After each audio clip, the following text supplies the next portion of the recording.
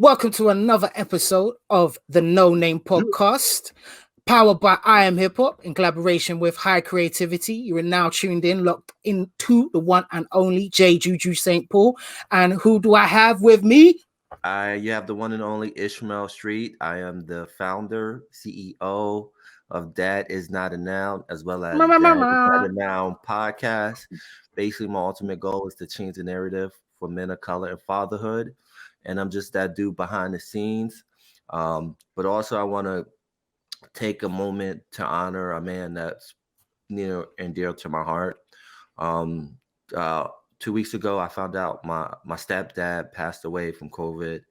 One of the frustrating things that kind of hit me hard was the way I found out. I found out on social media. So I'm still frustrated about that a little bit, but it is what it is. But at the same time, he was a part of me and my brother's life since we were 8 years old.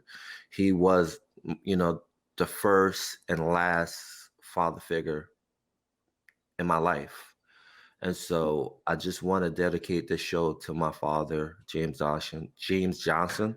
I love you. I miss you. And I see you when I see you. Rest in power, King.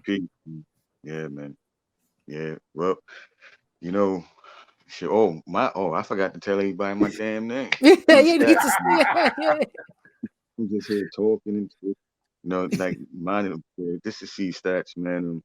Me and Ish and Juju, we all have history together, man. From going back, man. IAmHipHop magazine, from the Chronicles of a Hip Hop Legend, to the radio show back in the days, TCOHHL radio show. Shout out to Dee Turner. We were just doing our thing, man. There's a lot of things that were connected with that, bro. Like, we had a little Sprite thing, little tour going around. We did a couple of appearances, man. And, this is when Eve and Mario and all these other, people were still singing, and it was just good times, bro. You know what I'm saying? It's good times, so that's why I'm happy to be a part of this now. You know what I mean? Shout out to you both, man. And it's still worldwide. It's still, we still across the seas, time zones still matching up. So we're gonna do what it is, man. Get it done. We make it work. It's only our only option, and it's how we stay connected across the pond. So that's what you talk about, networking, people, social networking. But also, I was glad to have you, Stats. I was glad to have you, Ish, and also once again, rest in power to to your stepfather, and also for stepping in and doing that, doing a fatherly thing, and also just an extension to that as well to anybody else who's lost anyone during these crazy times, whether or not it's because of this viral and nasty thing that's going around, or it's just maybe this natural causes. It's never easy to lose someone, especially who's that being that influential in your life. So I definitely want to shout out as well Andrew Harvey, who I've worked with, who supported everything I did, as well, just to say condolences to your family and such. But we got to, as some people say, we got to do it for them whilst we alive and breathing, right, guys? So let's crack on. You got right. I always stress this. You got to get the flowers while you live. Yep, give the flowers while you live. You know what I'm saying? There's a saying they bring flowers to your grave, but no soup while you sick.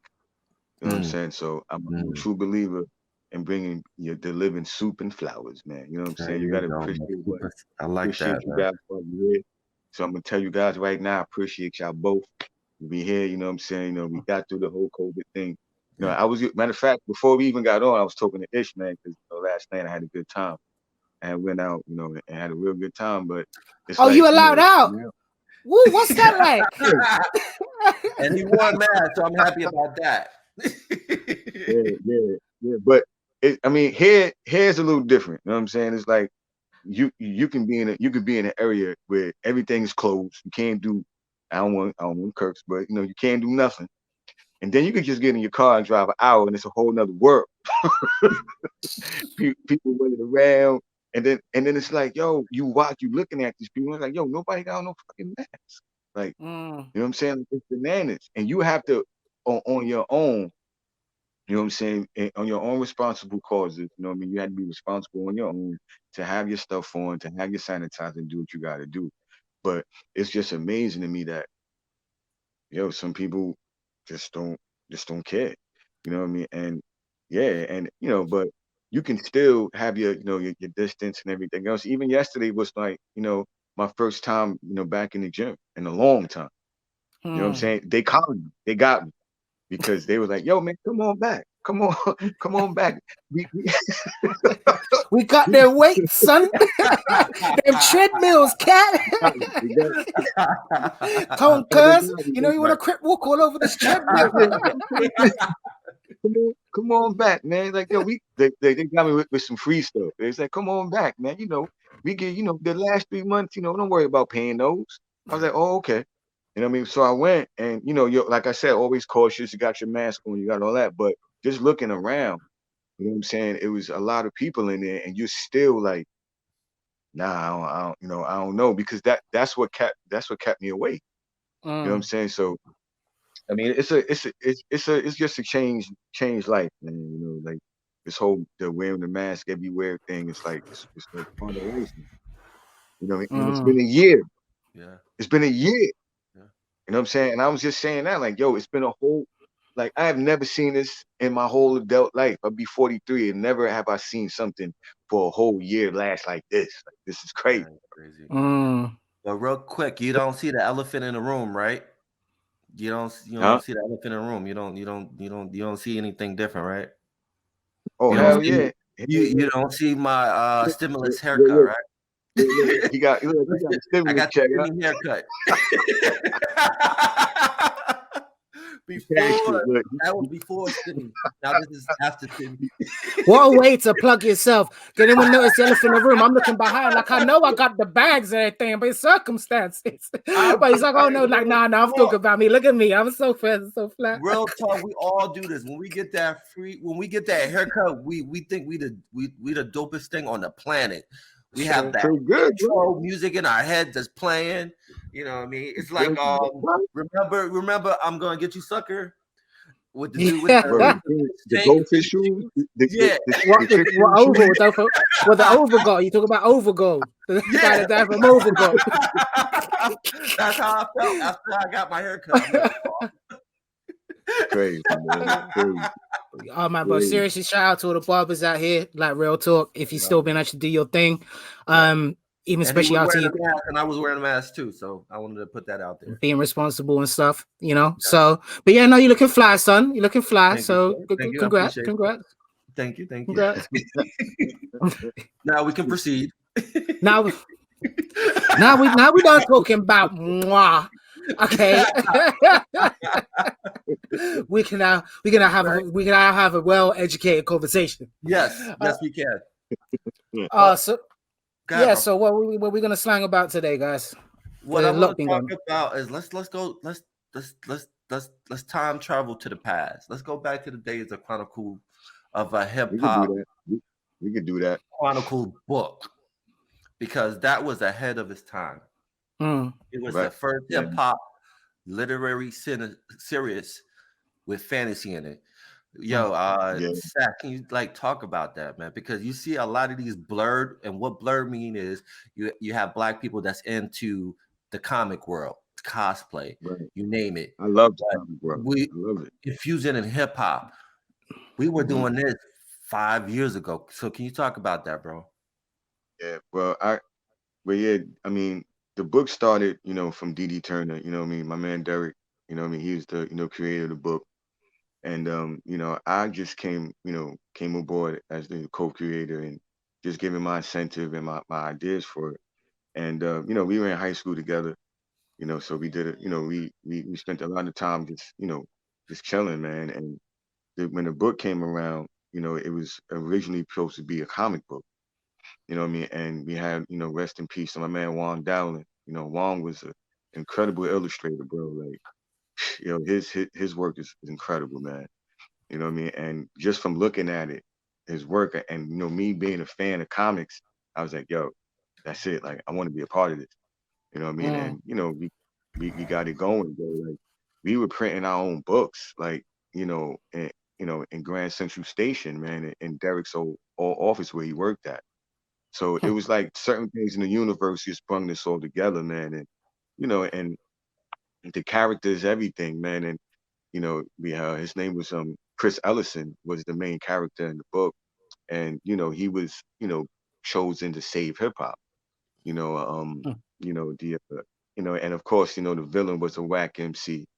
You know what I mean? That couldn't get a record deal. You know what I'm saying? So, does art imitate life or life imitate art at this point?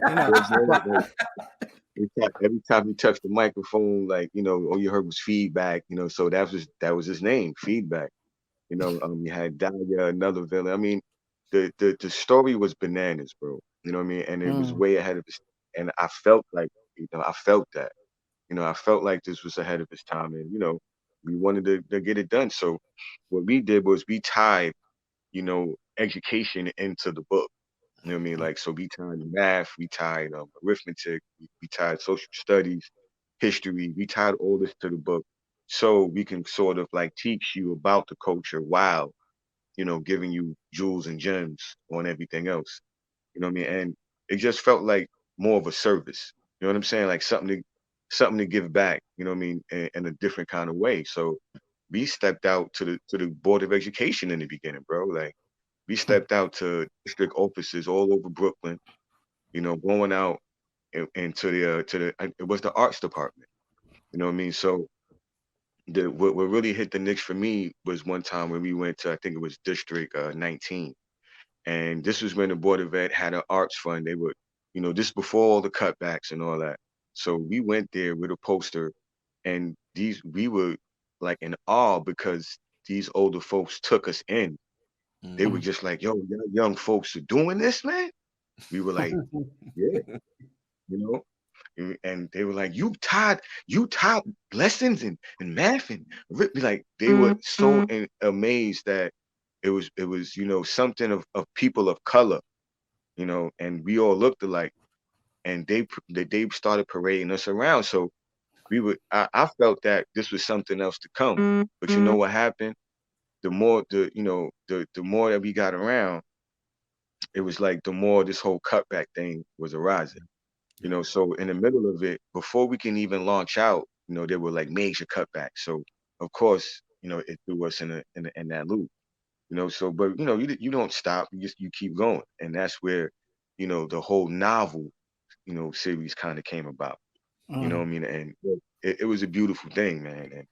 And we had a lot of readers, and then that's where, we came along with the radio show Ish.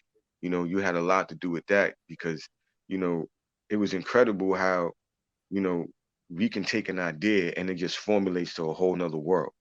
You know what I'm saying? And I never would imagine that I was like sitting on a radio show and I could like interview and talk to Sadat X, or you know what I'm saying, or Arrested Development, or Leroy from The Last Dragon. You know what I'm saying, or or Fred. It was bananas, bro. You know what I mean? So I said, yo, man, the experience alone, you know what I mean, is something that you can't shape. You know what I'm saying? And I think a lot of young folks are missing that in their lives. You know what I'm saying? Like the experience. Like I got a chance to be on stage and to listen to and to talk to a lot of people. You know what I'm saying? And now you get older and it's like, you can talk about it. You know what I'm saying? Like, and it's bananas. Like even, Juju with IAmHipHop magazine. Like I'm looking at your magazine and I'm looking at the people you guys interviewed, and I'm like, yo, this is bananas. You know what I'm saying? Love to take credit for that, but that's all Rishma and the crew there, bro. Like I jumped on officially with the magazine probably about, I think maybe 2-3 years. No, actually, no, it's a bit longer than that. Probably about 4 years. Been working with them, but yeah, no. Once again, yeah, like the fact that she just grinds. She just reaches out and gets connects. Sort of like the plug up there, him. Yeah, I'm talking about you, Mr. Elephant in the Room. No, it's humble because right now I'm looking at the article from 2017 that IAmHipHop did on the Chronicles of a Hip Hop Legend, and it just brings nostalgia of how the nostalgia of hip hop and the comic book world was influenced that was a perfect match. If you go back to the 80s, if you go back to like Kid and Play. Kid and Play had a comic book, they had a cartoon series. Even MC Hammer had a cartoon series. And it was facts. And so to put those two worlds together, it made sense. And then also you see nowadays, you see teachers utilizing TikTok as superheroes to get their kids engaged into school because due to the pandemic, there's not much they can do about it. But it's crazy that this concept is nothing new, but to put it into like a book and then an audio and then transition it from an audio book to a radio interview show, it made a lot of sense. And it was ahead of its time. Yeah, man. And even now, like I still, love it. You know what I'm saying? Like, I haven't listened to the book in a minute, but it's like, just thinking about it, it still brings back that nostalgia of me first, like going through the whole process.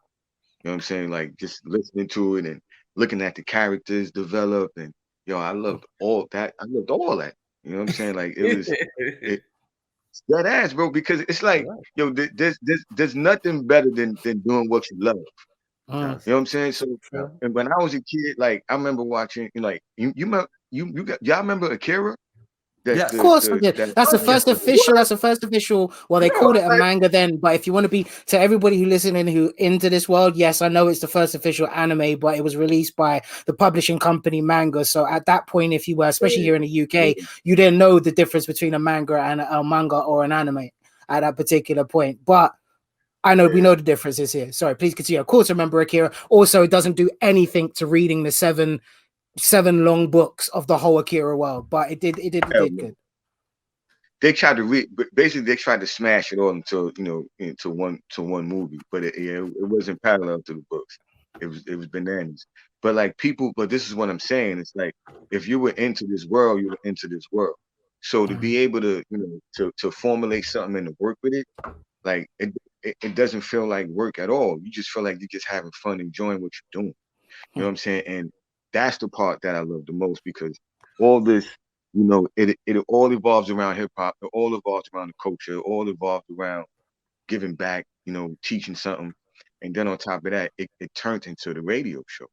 You know what I'm saying? So then you get to interview people from the culture, that you grew up on around the time you were reading these books.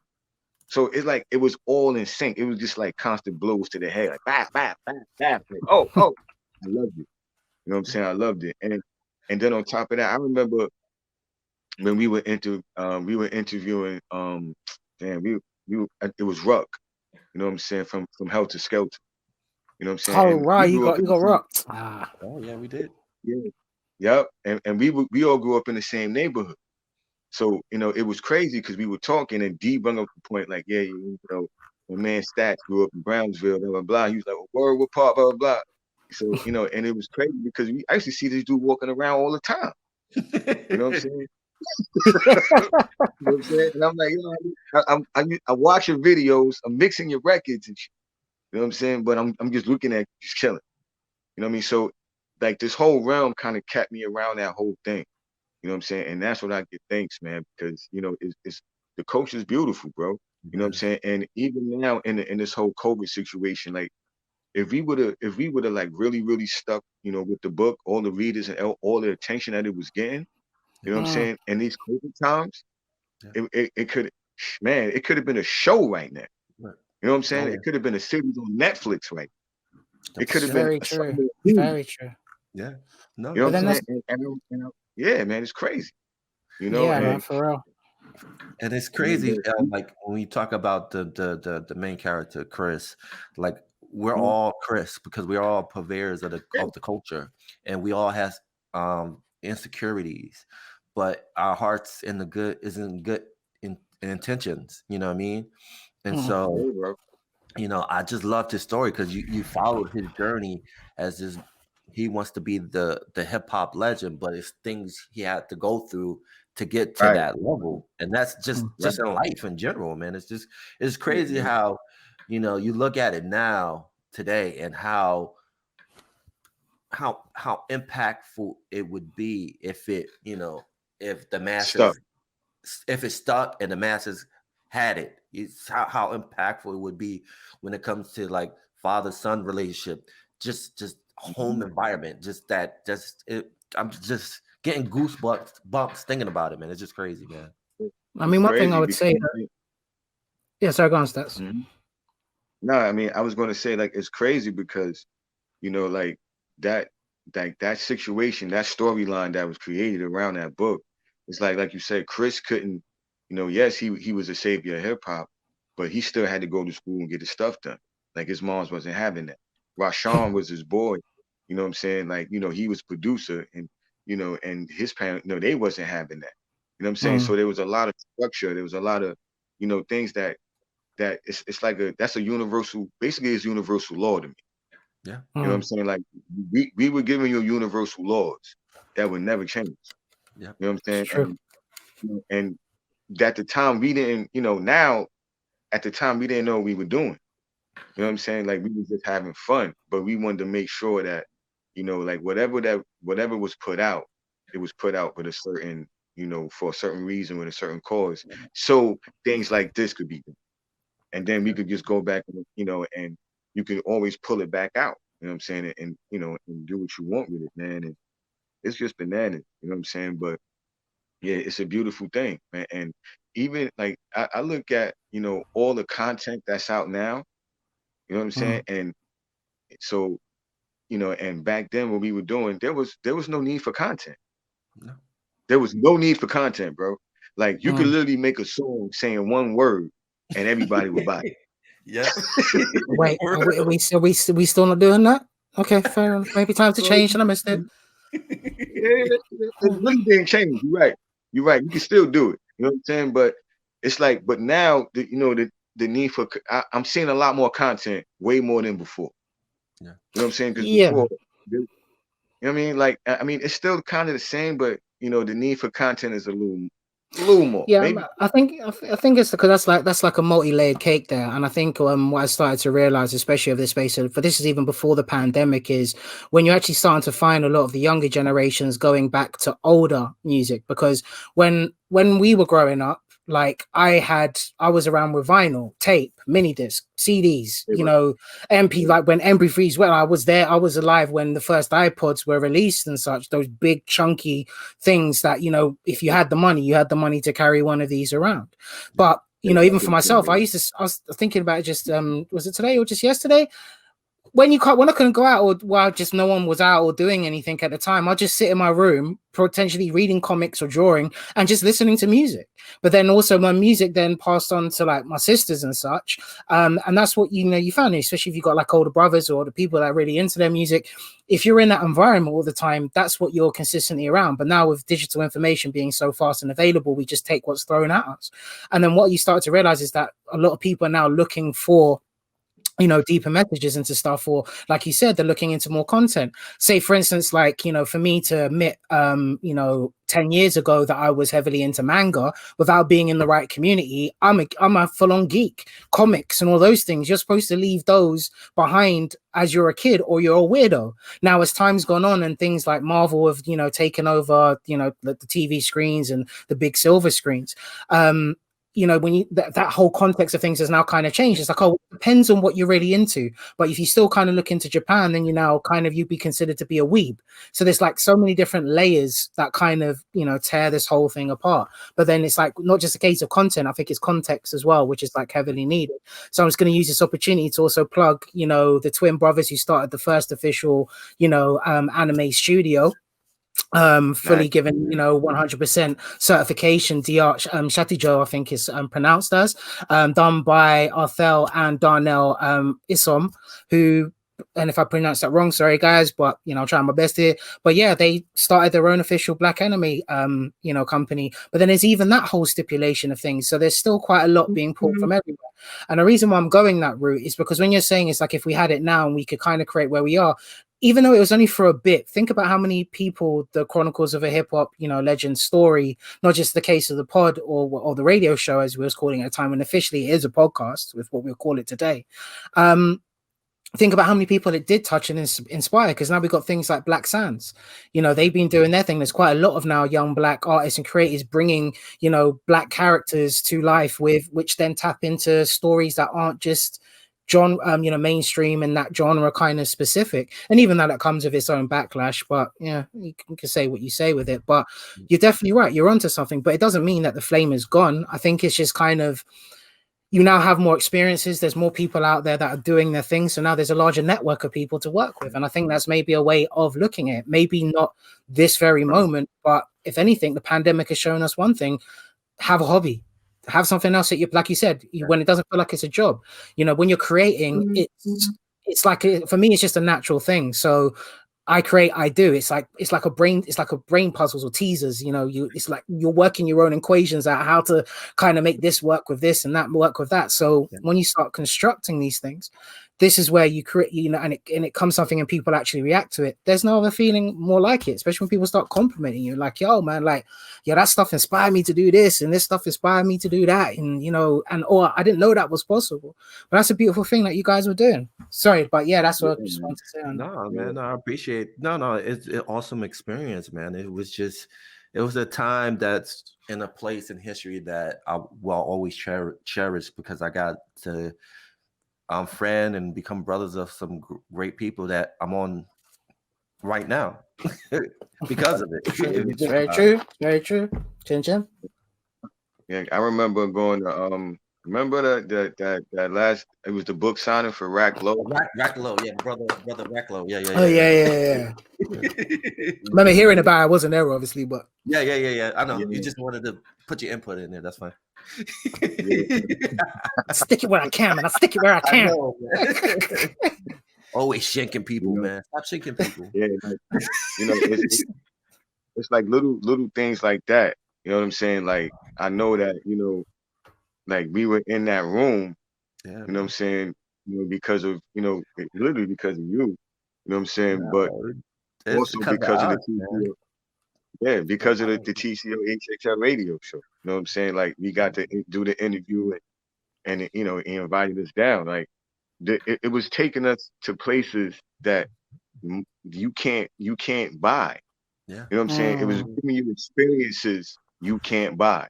Yeah. You know what I'm saying? And I will always cherish that. You know what I'm saying? Like, and this is what I'm saying. Like, you know, this is even a story, you know, Chronicles of a Hip Hop Legend. That story is still, to me, grand, because, you know, yeah, you have a lot of content now. You got Black Lightning, you got Luke Cage, you got all these other people, but I believe that we were like one of the first. You know what I'm saying? We were one of the first to actually have that hip hop Black fantasy, you know, coming out, and we knew it. You know what I'm saying? And it was so strange to everybody else, because it was like, what? Like, so when you look at what's going on now, it's all over the place. But Chris's story is still unique. You know what I'm saying? Chris's story is still unique, while Sean's story is still unique. Feedback story is still unique. You know what I'm saying? HBX1 is still unique. You know what I'm saying? Like, I know all these characters are still in my head. Like there's a whole hip hop world, like, battle in my head every day. I can still see these characters. Yeah. Like, I can still see the movie. I can still see the comic book. So no one could tell me that this is not going to be a real physical thing one day, because we already touched it. It's already there. You know what I'm saying? And, you know, and it's bananas that this is something that could be, it could unify, you know, everybody everywhere, like, could be unified because of that. You know what I mean? And that's what it was actually happening. You know what I'm saying? And when you start to get the applause and the pats on the back and everything else, and, you know, it's like, oh, snap, those guys are there, bring them in the room. You know what I'm saying? That's what was happening. You know what I'm saying? Oh yeah, bring those guys in the room right there. You know, oh, now they got a radio show. Yeah, bring them in. You know what I'm saying? And, you know, just to get a chance to, and, you know, to talk to some of these people, you know what I mean, and to tell them that, you know, and just the fact that they knew what we were doing, and they were like, oh yeah, let's get on the show. Like, I'm interested in that. You know what I'm saying? Like, there's nothing can replace that. So, you know, like I said, I'm always going to give the flowers to the living, man. So never stop giving that good energy. You know what I mean? To anything that was tied to that. You know what I mean? And it's a beautiful thing. You know what I mean? And hopefully, you know, in the next, you know, couple of years, we can probably get back to a normal way of living. You know what I'm saying? So, you know, maybe there could be some, you know, some physical comic books coming out again. There could be some shows. There could be some, you know, something to work on, and you know, when everything gets back to normal. But it's still not stopping the progress. Like, you know, these things can be done now. You know, and this is like not even to do with that subject, but it's still on some you know, animation stuff. I heard the top animator in Japan was a black dude. Is that true? Yeah. I'm not sure if it's the same guy that started his own anime studio, but I know I've definitely heard of that. I think it is. I think it is. Yeah, so that's either Arthel or Darnell, or both of them together. Yeah, so they are some of the top animators in Japan at the moment, which is man, just goes to show you how far we've come. That's what I'm saying, man. That's what I'm saying. And you know, I know everybody has families, and you got to do what you got to do, but you know, this is something it was major to me. You know what I'm saying? It was a major thing. Like the process was major. You know, looking through, you know, IAmHipHop magazine was major to me. You know what I'm saying? Like the interview you guys did on the story was major. You know what I mean? And just looking at all these things, you know what I'm saying? Like it was just a joy to be, you know, in the room or on the inside of that. You know what I'm saying? And you know, and look at what it's come to now. Like I forgot we on another damn radio show right now. I'm so I'm just talking. No, we want it to be as close to the radio show and talk show as possible, but we'll keep it official. But yeah, we're on a new platform. Let's just call it that. We're on that new pod. You guys have got this whole thing about free speech at the moment, so I'll tread carefully with that stuff. But no, it's just a shout. It's nice to shout, but it's also a detriment to your work, and it's also to, you know, people like, you know, Ish, to yourself, shout out to DD Turner again, to IAmHipHop, and, you know, just, it's like, and also the IAmHipHop gang, so everybody works for that, you know, we all come together like Voltron to try to do the best that we can do. But without that, you know, where would we be? And I think that's also another thing that we've all kind of forgotten in a larger context of thing. It's all about me, especially now in this kind of social media kind of world. So, but even like, you know, in that whole me sense of it, it's not going to work. You know, even when I was thinking of when I'm doing my story, like my first whole thing was even like with my main character, I was like, well, am I going to let anyone write for my main character, regardless if it's whatever? And that took me about a good year and a half to get over. To be like, you know what, how is it going to grow? I'm not saying, you know, it's not going to be that much of a detrimental character, but if someone's got a good story, why should I stop them just because I'm caught up in my own feelings and emotions? So like you said, in a sense of going back to a normality, that's another section of a conversation. But I think what people need to start realizing is that sense of what we had before is gone. And I think it's now what we kind of build from that. There are a few strings, there are a few roots that's kind of left over, but you know, like any new seed or anything else, it's going to grow. And as beautiful as a seed is, it goes against all odds to be able to produce a flower. When you think about when you plant a seed, so I'll go through so much earth in order for it to feed and to do whatever it's got to do. So for me, like one of the ideas I would see as a natural growth for the Chronicles of HipHop, once, you know, everyone can kind of, you know, start to balance out again and think, okay, well, what's the next step forward? You got to think about, you got now online digital comics, web comics are a very big thing at the moment. You've even got like motion comics, which is, you know, it's not kind of swung off as big as I would have thought it would have done, but it's just things that happen in time. So it's like, that's like the natural kind of natural evolution behind it. When it comes to voice acting, or, you know, I think we got friends, we got family, you know, we've got all of us here. You know, everyone can kind of get together now, especially considering, you know, I'm here using, you know, Ishmael's got his mic, I've got my mic. There's loads of ways of being able to kind of come together to kind of bring an idea to life again.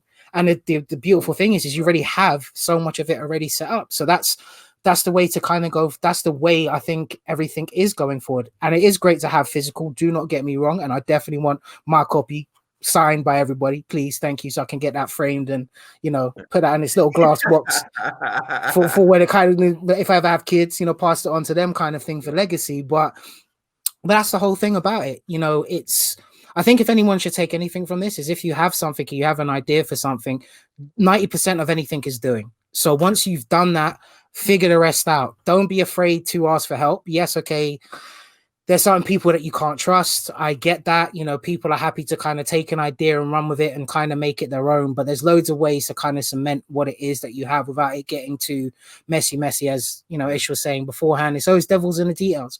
We click terms and conditions like it's no one's business. And when they come around knocking on your door looking for your kidney, you're like, well, where did I sign up for that? You know? Yep. Yeah, you're right. I won't lie, like during like a lot of the stuff that we were doing like over the years, one thing it's taught me is patience, man. Because you know, like, you know, we could be doing something, man. You can think that, oh, it's not working, and then all of a sudden, like, boom. You know what I mean? Like, next thing you know, we're on tour with Coca-Cola. You know what I mean? Like, you know, we're in schools in Virginia, like kids are going crazy, and I'm just like, yo, is this really happening, man? Like, you literally have to like scratch your head. You know what I'm saying? And you don't really like I couldn't really see what other people, you know, were feeling, but you can see their faces. You know what I mean? And I remember like, you know, I had a pad because I was like, yo, I didn't know what I was going to give back to all these kids, but you know, we were in these schools and I was like, yo, I want to give something back to these kids. Like, these kids, I love these kids. Like, they just love what we're doing. You don't even know us. You know what I'm saying? Like, we're just here and we're telling you what we're doing. And, you know, and so I was like, yo, I want everybody's name and email. And when I get back, I'm just going to, I was in the graffiti. I was like a big artist in graffiti. So I was like, yo, I'm going to take everybody's name and I'm going to draw them an individual piece. You know what I mean? And I'm going to mail it back. Not thinking like, you know what I'm saying? Like, I'm going to draw everybody's name, like, yeah, Wild Style, whatever, and give it back to them, because I was like, yo, that's the only thing at the time that I could, you know what I mean, give back. I just loved it, you know, so much. You know what I mean? And, you know, I just wish everybody had, and, you know, in these COVID times, like you said, Juju, like the mind to be creative. You know what I'm saying? And to be patient with it. You know what I mean? Because, you know, you can have an idea in your head and want to create something and want to see something real, but you don't have the patience to see it get done. Like, if it didn't happen, you know, next week, it's like, oh, I'm done with it. I'm not doing this. What's so crazy? I was just thinking that. Funny enough, that's been bugging me for like, this is something I've been struggling with. So he's 100% real, guys, right? So you guys got like, so to anyone that's looked into, I gotta tell you this for real. Patience is so the key. I have been doing graphic, I'll be doing logos, people, I'll be doing branding, I'll be doing this, I'll be doing the IAmHipHop podcast, and I'm still like, well, how come nobody knows me yet? But you know, I've got my website up, I've done all these great designs, you know, I do all of this stuff. You know, why am I not blowing like everybody else does? It seems as soon as they, you know, the one day they literally sitting at home and take 2 snapshots, like aha, and all of a sudden you got 100,000 followers and likes and people sending you cash apps and whatever. But no, if anything that's worth building, like you said, and I think this is where, once again, let's tie into a load of other stuff, like, you know, the influences with, like, you know, kung fu flicks. Yep. And all of those teachings and that kind of Taoism side of things, especially when you're coming up in the 70s and 80s.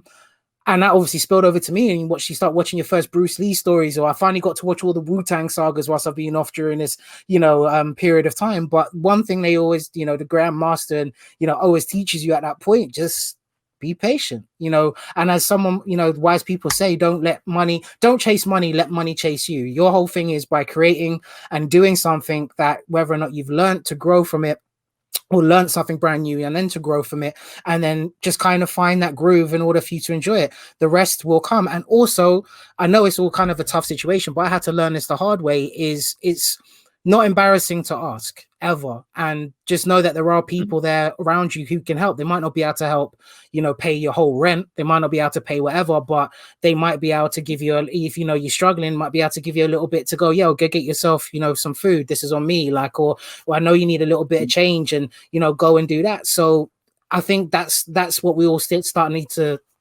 realize again. And don't hold it over anyone's head, because you never know who's going to be the next whatever to people and what they might contribute back. And if they don't, well, at least if one thing, you're always going to have a cool story to tell whoever going forward, whether it's bitter or whether it's, you know, whatever, whatnot. But, you know, we work together to make something great. But so I just had to add it to that.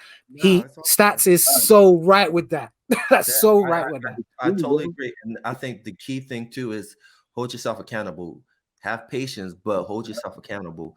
Like if you're passionate about something, you put something, you put the plan in action, you put it on paper, you know, give yourself some dates. Say, I'm going to do this by this time. But at the same time, give yourself some leeway too, because sometimes it may not happen. But again, hold yourself accountable and the people around you too, because you may have people in your network that say, yeah, I'll help you with this. But if you don't hold on to that standard as yourself, then you're going to fall into that same situation where, you know, you put in the work and then, you know, you just lack the veracity to just get it done. So yeah, hold yourself accountable, because a lot of successful people aren't the most talented people. Is what made them talented is that they put in the work and they held themselves accountable. Right. You're absolutely right, man. And you know, a lot of people don't like to hold themselves accountable, so that's why they don't get stuff done. You know what I'm saying? Like you like you can have someone like, you know, that has an idea and will blame everybody else for not doing it. You know what I'm saying? For not getting it done. And you see this in like maybe 90% of the people. You know what I'm saying? Like that will blame everybody else but themselves on something they got to do for themselves. So everybody else would be the reason why they're not doing their own shit. You know what I'm saying? And it's like, yo, you know, it's like you said, that environment. You know what I mean? You gotta be around people that'll hold you accountable, number one, but hold themselves accountable, you know, for things they got to do. And that was a lesson that I had to learn throughout life. Like these are like, and people out there, these are jewels. You know what I'm saying? Like you know, I don't care how old you are. These are universal jewels. They would never ever get old. They would never ever be wasted. Hold yourself accountable. Look in the mirror. Tell yourself what you got to do. And something else you touched on, it's about writing stuff down. I'm a firm believer in that. You know what I'm saying? I'm a firm believer in writing down your goals, writing them down daily. And I just got a new book to write down the goals just last night. And ideas. You know what I'm saying? And ideas. Never forget that as well, because you can, especially, and this goes out to all my juju smokers out there. This goes out to anybody else who might, you know, who even find inspiration through other vices, which, you know, we're not here to encourage that. Once again, like, that's not what we're saying. You don't need to be creative to have that. I understand that 100%, but being someone who's a bit more, you know, gives a bit more leeway on that kind of the kind of psycho stuff, as well as the, you know, the earth stuff. Basically, write your stuff down. It never hurts, even if it's a light sketch idea. That's what you should be focusing. Like even if you can't make it happen, don't. And also for that as well, like when you're holding yourself accountable, just adding a little like a little tagline to that, or a little side note is, as Ish was saying, is like, don't beat yourself up if you said to yourself, there's a difference of saying that I'm going to clean my room and clean my space, or dude, you know, I've said I was going to help someone on this date and you can't do it, or you've forgotten to do it because of other reasons. That's a completely different kettle of fish. But when you're talking about your own goals, your own inspirations, as long as you're doing and chipping away, never forget that, because it's hard to do. It's hard to do that when you've got like full-time jobs. I mean, yes, we know the world is in disarray because of all this thing at the moment. So now you've got other stresses. So that's your full-time job now, stressing about what's going to come from where to where. But get your focus on as much as you can. Chip away at those little bits, because you're going to feel a lot more relieved once you've got these things done. And as long as certain bits of it are finished, then you're working further towards your end goal. The reality is like, Rome wasn't built overnight, but it still managed to influence and infect the world as it did to this very same point today, kind of thing. But also give him more. I don't want to give too much respect to the Romans. I'm just saying, it's a saying. Another advice I would give to the people out there is to write your eulogy, rewrite it. You know, because we are the narrative of our own story. So when we're gone, and it's gonna happen to all of us. We have documentation of our own story instead of someone hearing our story from a third person. So rewrite it, write it, you know? So yeah, I know a lot of people are scared of death, but that's a part of life. So yeah, write your eulogy, you know? Every time you accomplish something, rewrite it. So yeah, that's another great advice I'll put out there to the people out there too. Oh, when that day comes for me, I'm gonna tell you this now. If everybody's not like, look, I'll say this for real, and I'll write down my eulogy. If you're gonna cry, cry, but cry tears of joy. Like I want you lot to party. I even joking. I literally, this is how cold I am. I've told this to people, you know, like the old, like, you know, what is it, them Viking ways, you know, even like Star Wars, you know, where they kind of burn you out on that kind of wood and shit. Like just do that and have like a Burning Man kind of festival. Like I want music, I want soca, I want people dancing, I want people raving. And you know why? It's to celebrate, not just if you are there, if you know, whenever that kind of time comes. But no, reality of the situation is I want you to just enjoy, like regardless if you feel that I'm there or I'm not. Like I'm here regardless, because if you're supposed to believe in the spirituality thing, some people don't, some people do, but and that's including all faiths, that's including all whatever the hell it is. If we are supposed to be all intertwined as one, then it kind of, without getting too deep, you know, you never without. Just know that. Real talk. Right. And I think I don't know if we were recording when we were talking about, you know, giving the flowers while you're living, but that's kind of like rewriting, you know, or like just physically in real time writing a eulogy for somebody. You know what I'm saying? Just telling that. You know what I'm saying? Like real time shit. Like, you know, on the go. Like, yo, man, I appreciate you. You that mother. I ain't gonna say it, but you know, you that dude, or you know, I like what you got going. Keep doing it. I was like, you know, show appreciation to the people that's in your circle. Yep. You know what I'm saying? Like, so remember, like, comment, and subscribe.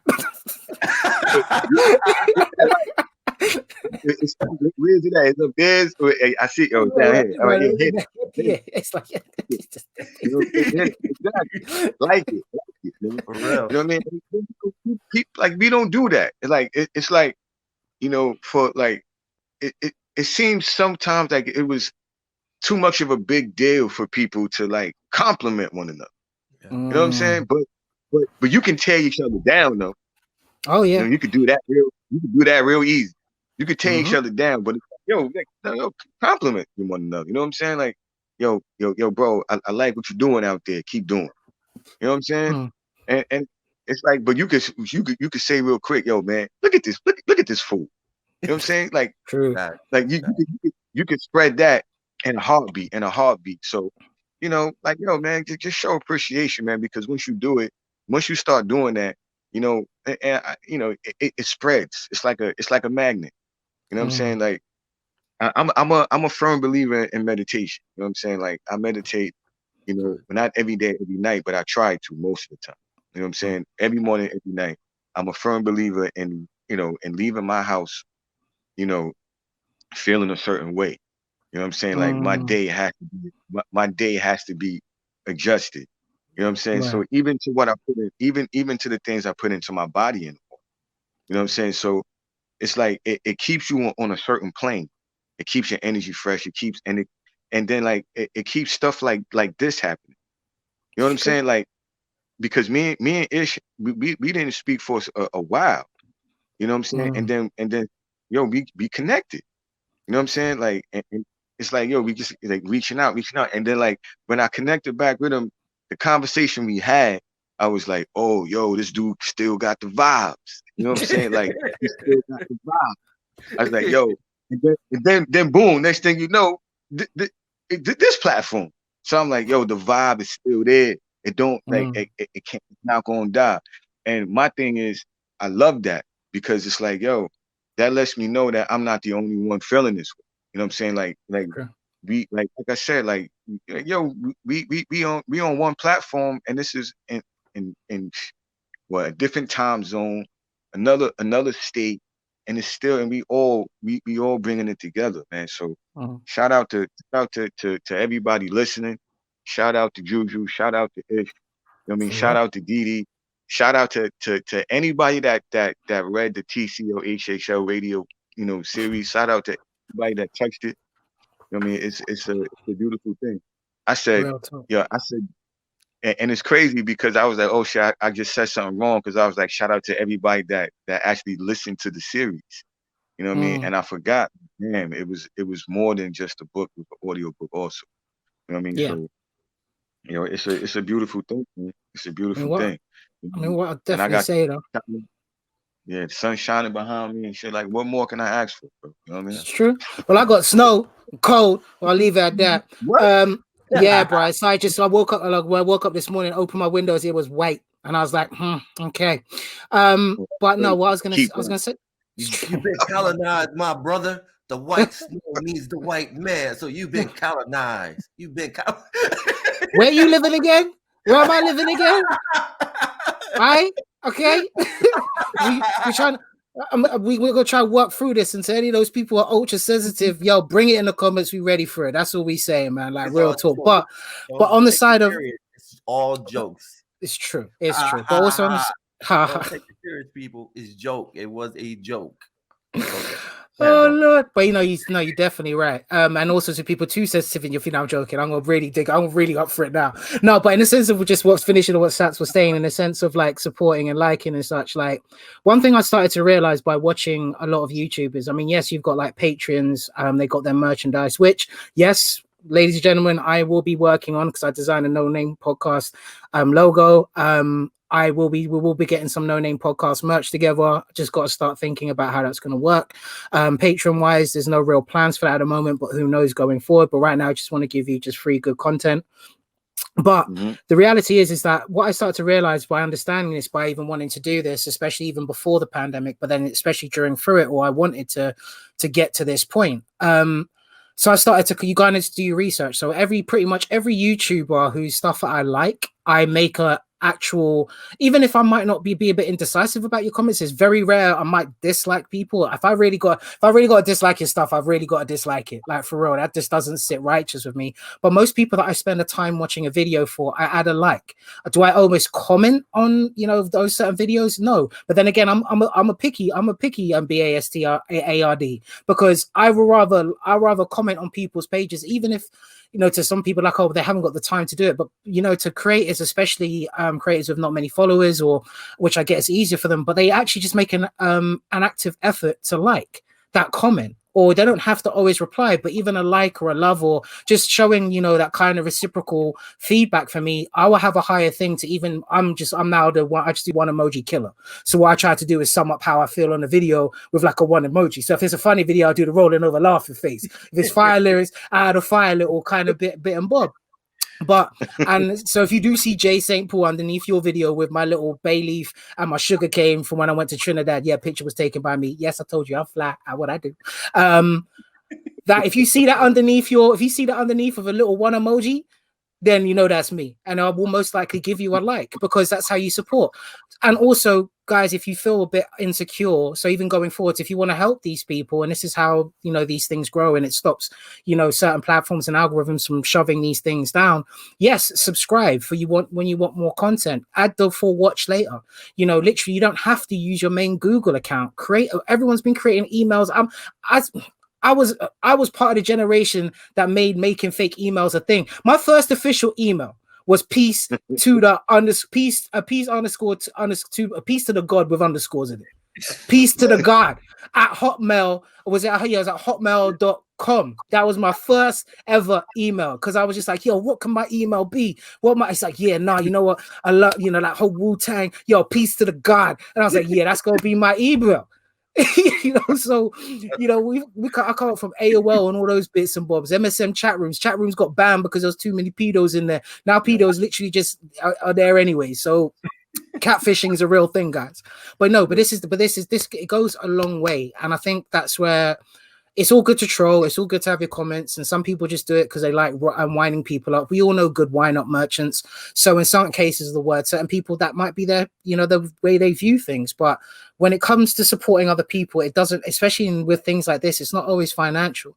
And if you enjoy the conversations, unlike, we're being a bit more risque, we're actually happy to have you as the audience to come jump on for 10 minutes of a segment. If you got something you want to input, if we like what the conversation's going, I mean, we can have up to 10 people minus us, who are on the stream at any given time, as long as we can keep it civilized, as long as we can keep it whatnot. Bear in mind, this is all pre-recorded. It's never going to be live.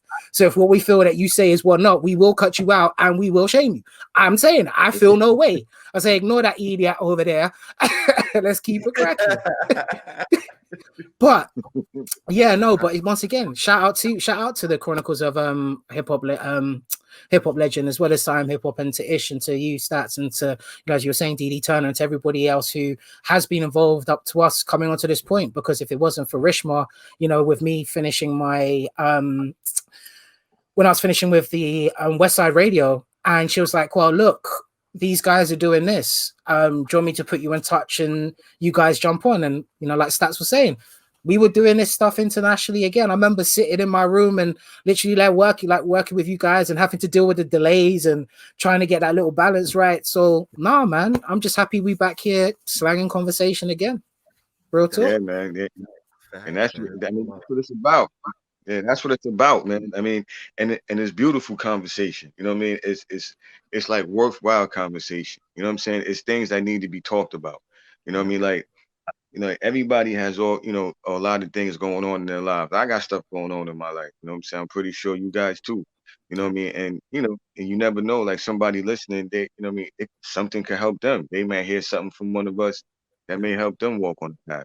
You know what I mean? And it's that serious. You know what I mean? And I think that each one of us have enough, enough advice, or have been through enough, or have seen enough, in a lot of different realms that a lot of people would never see. You know what I'm saying? Like, not too many people could, could interview some of the people that both of you guys interview.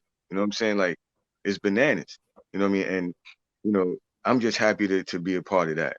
You know what I'm saying? I'm just happy to see those kind of things come out. You know what I mean? And these are, these are people that I still see to this day. You know what I'm saying? Like on a lot of other platforms, and I could be like, yo, I remember that, when I spoke to this person, or I remember that this person said that they appreciated like what we were doing. You know what I mean? So it's crazy. I remember, and it was, damn, what was this guy's name, man? He's an artist from Coney Island. We interviewed him. I forgot his name, man. And he's on Shade 40. He's on Sirius FM. Oh, wow. You know what I'm saying? Right. Yeah. And we were actually, it was like one of the last shows we did, and we got invited to come down to his show. You know what I'm saying? You talk about Torre, right? Yeah, Torre. He's been in the game for a minute, man. I'm just happy that people are giving his flowers now. He's doing movies now. He's doing the video thing. So, we've been Torre's fans since the 90s. Torre fans, yeah. Bro.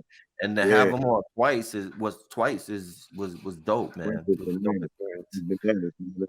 It's like little things, little things like that. You know what I'm saying? Like you never know what they can take. You know what I'm saying? And I'm still listening to his show to this day. Yeah, you know what I'm saying? Or let's go back when we interviewed Rhapsody. Before she kind of. Oh yeah, man, you guys are killing it in that. We need to go pull these up again. Oh yeah, that's it. We need to put a hit list together, guys. So yeah, we're saying this live on the pod as well. We're gonna put a hit list of people that we want to definitely have conversations with again. But yeah, no, I can't believe. Yeah, you guys really had some legends on your show. Yeah. Man. It was just a beautiful time, around that time, because it was just. We had a narrative, we had a theme. We wanted to talk to people that was on their way to becoming a legend, or they were already at that status. So it just went hand in hand with the book, and to conversate with a bunch of people. I'm still shocked that we got an opportunity to interview Jill Stein, the woman who ran for president under the Green Party. Yeah. That was crazy. Yeah, and it's crazy. It's crazy you said that, because I was just thinking about that. I was like, yo, we even got into the political, into the campaign part of the, of everything. And she was, what is she in the Green? It was the Green Party, I believe. Yeah, it was the Green Party. Yeah, and that, and it was bananas, and it was just a direction that everything was going, bro. You know what I'm saying? And I felt it. You know what I mean? Like, I'm telling you, in my head right now, there still is a Chronicles of a Hip Hop Legend movie an animated movie in my head. I'm watching it right now. You know, HBX and Dahlia, they they looking for Chris right now. You know what I'm saying? Like, and these are things that you got to speak this into existence. You know what I'm saying? Like, it came this far. You know what I mean? There's no ending to it. Like, it can go where it wants to go. You know what I mean? Like, I can honestly say, like, I'm doing, things today that I never thought I would be doing. You know what I'm saying? And like, it was never in my wildest dreams. Like, none of the stuff that we did in the past, none of it. You know what I mean? So you got to get thanks, man. And and it's like what you do today, and this is a proven fact, like what you do today will make tomorrow. You know what I mean? And the more you compound, on your ideas, you never know how they can help you in the future. So all the stuff you guys did, or all the stuff you guys did in the past, I mean, like you said, Drew, we can go back and just pick out a hit list. You know what I'm saying? Or do whatever. These are all from the decisions we made yesterday. You know what I'm saying? So the more the more and more it just keeps going, bro. You know what I'm saying? Like, man, I feel like going back to that time machine. What about that crazy interview we had with Grandmaster Islam? Oh, Grandmaster Islam. Yeah, okay. we interviewed him twice, and they were bananas because that was around that time where the allegations of Africa Bambaataa was coming out. Right. And he was telling some stuff that we didn't upload. I don't even think we ever uploaded that interview. To be honest, I don't think we ever uploaded it. It's still in the archive, and the things he said, yo. Yeah, you're gonna have to send me that if you still got it, man. I gotta listen to that now, man. Because I've even I seriously cop on IAmHipHop. No. We're not gonna upload it today. No. Oh no, I know what I'm doing here. No, but in a sense, like for my part, but I'm on my personal bits. Yeah, I want to hear that. I want to hear where I'm going with that. Because boy, but he drops some jaw dropping stuff, and I listened to it. Was it 5 months ago? And I'm like, I was about to curse, but I held my tongue. But yeah, he dropped some stuff. But yeah, we had great guests. We had our range of all type of people. We talked about different stuff, mainly hip hop, but we talked about everything too. And I missed the subway conversations too, even though we kind of did that a little bit. I thought that was dope. That was dope too. I think that was something that was added in because those conversations were crazy. Like I still have like them subway stories for days, bro. Like, well, in New York, that must be crazy. Well, then, like I can, I want to say, tube stories over here. It's more in a case of, I suppose there are some crazy stories, but it's more at night, especially as a night tube has kind of come a big. When the night tube was running, that's probably when the best because you guys have a 24-hour tube system, is it? Or a subway system, isn't it? So yeah, you guys have probably got stories for days. Days, bro. Like the subway's bananas. Well, maybe we can bring that back. Why not? Well, why not? Well, this is what we're here to do, bro. Like for real. Like in fact, we might give you a little subway story section, man. For real. That would be dope. Yeah, it's bananas over here, bro. But yeah, man. But I mean, let's segue into another conversation. What did you guys think about the inauguration? What are you guys' feelings about that? I mean, look, I'm happy it went down for the whole. I mean, I'm not gonna lie.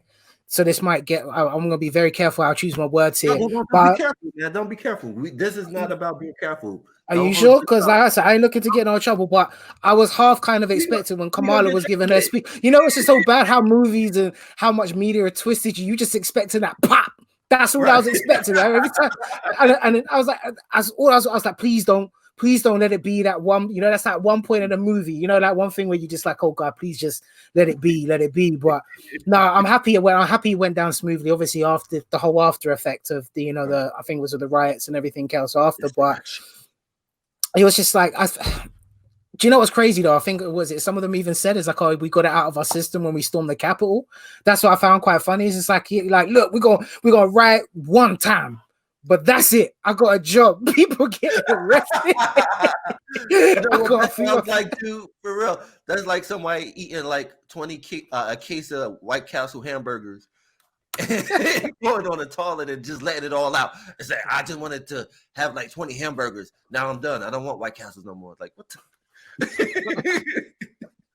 Like I said, I'm just happy it went over. I'm happy it went over without kind of anything massively bad happening to that kind of degree. But then also what this whole thing is kind of showing me, especially here across the pond, is how much we value the states for entertainment, whether it's political, whether it's from TV, from entertainment. Like like to such a point, it's like you sit back and you just chew your popcorn. Because when you really think, when I was really breaking it down and thinking about it, it's like, how does it really affect, I mean, other than the political side of things in the background, obviously I'm not too deep in that, but how does it really affect us over here?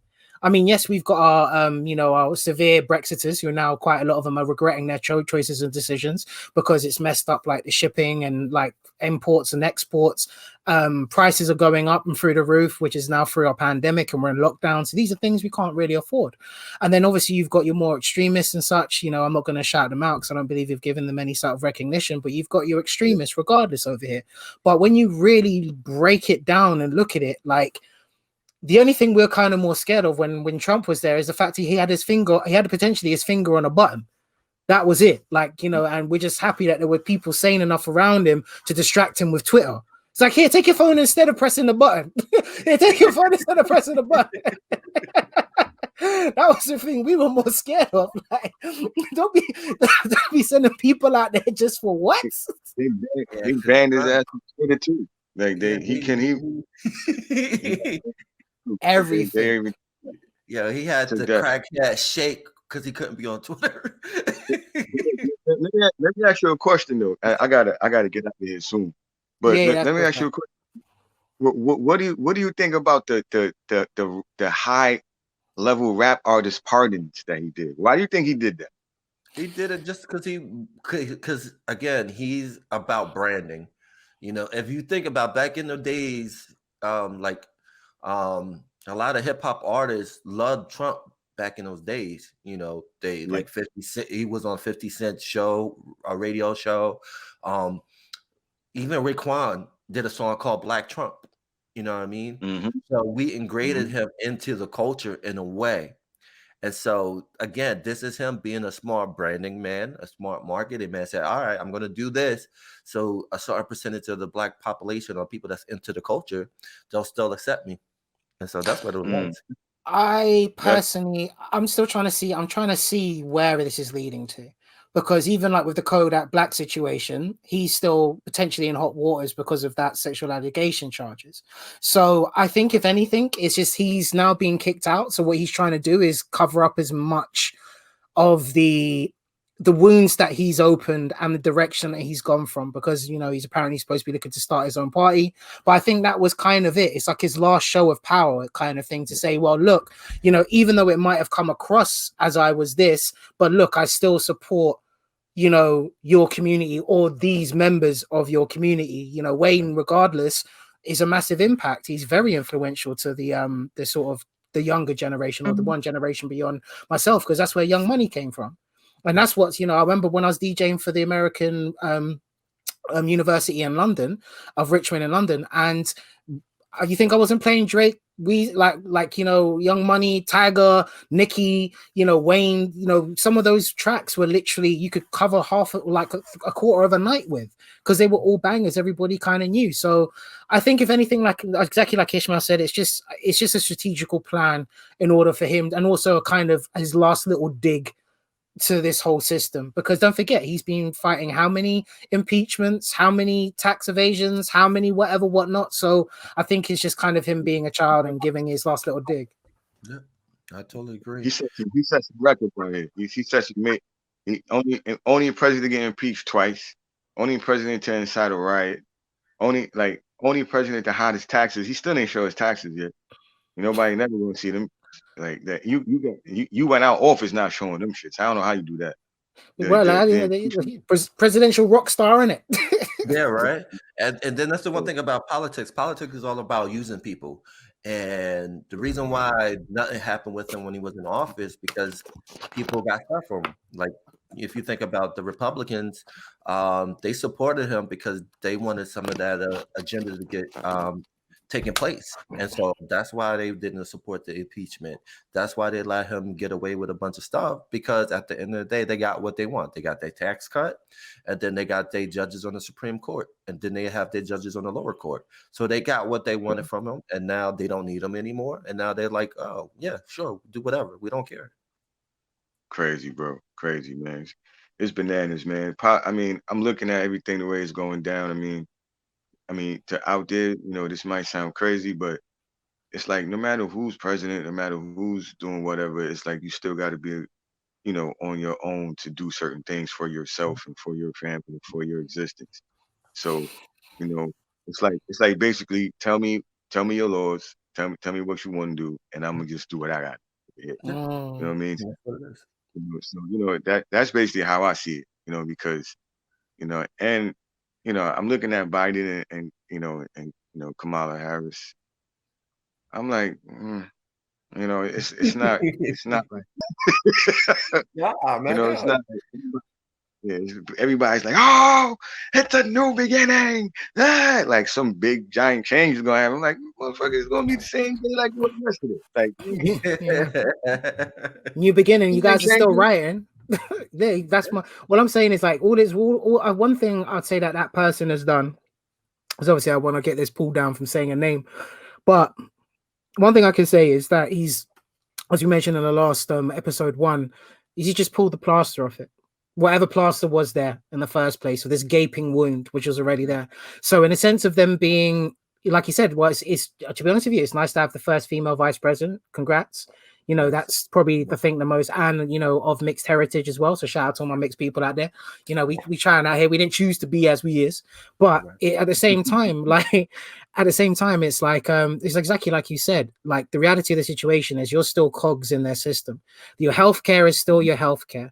Your insurance is still your insurance. The lack of support in so many communities, the fact of overly processed foods from medical companies running your agriculture, all of that stuff is still apparent. Now, so once again, sorry to all you real proud Americans, but one thing I can say is I've had some friends, like close friends, that are all about, pro this and, like equality. But on the flip side, as soon as you say to them, well, what about the Native Americans out there? Oh, they're just a bunch of drunk bums. Oh, they got Vegas. You gave them a desert. You gave them a desert with a whole bunch of flashy lights. You leave the rest who can't work in there to go get, in these derelict positions. And then you still put that much hate towards it. But then yet what is it, October for you guys, or November, or August, or whenever you celebrate Thanksgiving, October, I think it is. Like, yeah, you guys would still go cut your turkey, have your cranberry sauce, your stuffing, or whatever you guys may eat. Sorry, I don't know everyone's, and if you're vegan, sorry to offend. But, or if you all the way, I just eat roots, then I definitely didn't mean to offend, but you know what I'm coming from. Like, it's literally to that case. There's so many contradictory things that still are perpetuating. So once again, exactly like you just said, Stats, it's the same with us over here, regardless of what anyone can come question me for. The difference is we're just a lot more snooty with it. Or better yet, like you said, you can go drive an hour from where you are, and you can go party. We drive a few hours from where we are. We better be careful where we go, what we do, and what we say. So there's also that harsh reality. That's the reality. In some places, some people can try to criticize me for that, but I've left London. There's a whole bunch of people who say that I've never left London with that scare and fear and stuff. And yeah, I've gone to places where I've clubbed and outside of London, up north, and to Wales and all these places. And it's almost like when you're clubbing, but it depends on where you're going, you don't feel it as much. But when you're talking about day-to-day stuff, bro, you get looks. If you're not a local, if you're not whatever, anyone can tell me whatever they want to say. And there's certain areas you just do not go. And there's certain people you do not mess with. But once again, well, like you said at the beginning of this, welcome to that colonize. Welcome to colonization. This is the after effects of it. No. But that's me. I totally agree with that's crazy, bro. But yeah, I think about the inauguration day, I thought, like you were alluded to earlier, like the you know, the swearing of Kamala Harris. I think that was a beautiful thing because, again, it's the affirmation. You know, little brown boy girls see that and they aspire to be that. Because if you know, you look at the past history of vice presidents and presidents, you know, no one looked like us since like Obama and now Kamala, and so I think that's important. And then after that, it's just all bells and whistles. And then the young lady who had the poem, I thought that was good, was beautiful too. But after that, it was like, all right, cool, it's done. All right, what are you gonna do? I know he signed 10 executive orders, one to bring the U.S. back into the Paris climate agreement, which, you know, I'm a believer of climate change. And then, you know, let's see what happens. Let's see what happens in the first 100 days. But you know, that's how I felt. But the other thing that kind of hit my heart a little bit is, you know, how we celebrate MLK Day. I know me and Juju were talking about off air a little bit, and I feel like MLK Day is more MLK is more of a brand than becoming an idea for change. That's how I personally feel, because you see when his on Monday, you see all this advertisement. We're gonna have an MLK brunch, MLK dinner, MLK Big Mac. But, you know, and what I learned was that statue in DC cost $120 million to build.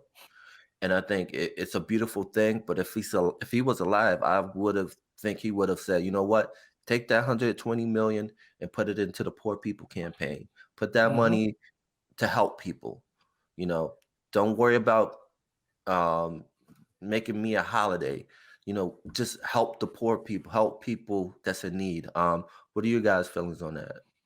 I'd like to believe he'll be happy with just a cardboard cutout. You know what I'm saying? He'll be just more kind of he'll be just kind of happy on that kind of things. I think Stats had to go at that point anyway, so we'll catch up with Stats next time. But in a sense of yeah, no, it's exactly like he said. It's like, do I honestly I think he might come back on. Yeah, so I believe in the sense of the with the MLK, yeah, I'd be like, so sorry, just saying again, I think you'd just be happy with a cardboard cutout, if that, to be honest with you. But I think it's exactly like you said, it's like you're right, it is more of a branding now. And like when you showed me that McDonald's advert from them years ago, and I was like, wow, okay, that's kind of messed up in so many different ways. Considering, you know, well, I'm not going to say anything more on them because I don't want to have McDonald's coming at me in any way, shape, or form and such. But at the same, McDonald's or Whack Arnold, should I say? Where Whack Arnold, Dave Chappelle. And I didn't. What's it is, until I've actually seen that advert, I didn't realize how much his skit actually parodizes that at all. That was absolutely freaking hilarious. But no, so back onto that case of it. But I think in some cases, MLK almost feels like a get out of racist jail card. Yes. Race, that's what it feels like. I believe in MLK. MLK is one of my heroes. It's okay. Well, other than a speech, can you say what else the brother did? You know, whatever the walks and the things that's always put in front of your face, that's always the kind of thing that you get thrown at you. Is these marches, these whatevers, but it without diving too much within his actual whole history, like the fact of, well, I'm not a big believer of the church, you know, whatever, but at the same time, it's like looking at how the church was so influential in helping him get safe passage into these different places in order to kind of pass a message on to, and also to help unify people and say, like, look, we are being treated wrongly here. And my goal is to try and get us to a point where we can all be equal. But what was so fantastic about MLK is, which is like, because also this also taps into whether or not are you an MLK or you're a Malcolm X, you know, which side do you really kind of go on? Because that's always been one of the biggest debates when it comes to this stuff. But he saw poverty as poverty.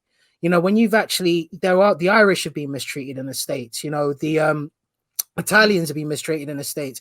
Bunch of other Europeans have been, yes, obviously the blacks, yes, also the Asian community. So that means Asian in the sense of South and Eastern Asian. So I don't want to get clip off for, you know, putting wrong information out there. But the reality is that there's loads of people that have gone for it, and even their own. As Chappelle said in his one of his latest stand-ups, or one of his stand-ups from the last few years, is that, you know, what they call rich white people call you poor white people? Poor white trash. So regardless of the way you look at it, is like when I look at MLK, he's not an excuse to be on. Yes, some people will say, well, we can't be passive because they're aggressive. It's like, well, isn't it kind of funny that the most aggressive voices are the loudest of voices, but they never have a mass amount of numbers when they're hit with direct force? There will obviously be those few on the front line that are going to believe in the message, but like kings aren't the same way that they used to be. Kings used to ride into a battle on the front of the horse leading the charge. Then all of a sudden they pum-pummed out and they were like, no, me, I'll be way back in the tent, watching you guys from afar. So I think there's also the other side, and to people who are more Malcolm X with it, like justice by any means necessary. I think where we are now in the world as it's coming to, I believe there is a chance for us to kind of talk it out, but I'll be foolish enough to say that it's going to be clean cut at this point in order for us to look going forward. Maybe in 300 years, that vision will come true, where it's like, okay, we've kind of had enough of all of this stuff. But as in the case of now, I'll be honest, there's potential need for both. Doesn't mean we have to go out and break or kill or to maim, but if we're trying to do this passively and the people are coming against us aggressively, that's why I don't believe that whole someone slaps you, turn the other cheek. Why? So the other side can get slapped? I don't know. No, that's true. No, you make valid points, man. Valid points. No, I mean, you're absolutely right. I gotta get ready to get out of here, but I wanted to say that you're absolutely right with it. But I don't think that like as far as the conversation, I think that a lot of people have to get over the fear factor first. You know what I'm saying? Like, there's a lot of fear involved. You know what I'm saying? Like, people are just fearful of things, a lot of things that don't even exist. You know what I'm saying? And I think that if you smash the fear side, I mean, then you can start to talk or start to express some things, because, it's like, it's like walking down the block. You know what I'm saying? Like, you still have people that see you coming and they still fearful. You know what I'm saying? Just outright fearful. You know what I'm saying? Like, I literally had, this is years ago. I remember I was working with the census, and I've literally had, and so you had to go in neighborhoods that you usually don't go into. You know what I'm saying? Like, you don't have any business going into something. I mean, I was this was like, and this is in Brooklyn, bro. You know what I'm saying? Like, but like way in the back. Little boy looked at me, straight saw me, and was like, ah, and started running, like dead running, like, oh my god, and just like I'm just walking, like, and my thing is I'm walking with slacks on, shirt tucked in. You know what I'm saying? Like, just a well-dressed predator. Exactly. You know what I'm saying? And I was just like, man. You know what I mean? And it led me to, it made me realize, like, yo, like, this fear is like, it's almost learned. You know what I'm saying? And the more people pass this learned fear down, the worse it gets. And this is why we're at this point now, man. Like, people are just outright scared. You know what I'm saying? And I mean, it is what it is. And then you got media and everything else pumping all these messed up images, all these false, promoting all this savagery. You know what I'm saying? And I won't even get into that part. You know what I mean? Because I don't want to get flagged or anything like that. But it's a lot of things that play a part with that fear factor. You know what I mean? And if it was just turned down a notch or re-diverted a little bit, I mean, I think it would do a lot as far as sitting down at that round table, so we can start to have that conversation, man. But, I used to think that, all money is green, bro, but it's not. Oh, hell no. Comes in a color called Bitcoin as well now, isn't it? All right, guys. So we'll call it that. For the episode number 2, we got interview part 2 with Raheem coming up as well. We've got Mar Jukes, we've got Shamori, and we have a few more lined up, but we'll keep these conversations live and going. So thanks once again if you stayed tuned in, locked on to this particular point of the No Name Podcast, episode 2. Got to shout enough love to Ish, enough love to CSAT. That is not a noun. I am HipHop. No Name Podcast, high creativity. Make sure you like, comment, subscribe. You know what it is. Peace. Peace.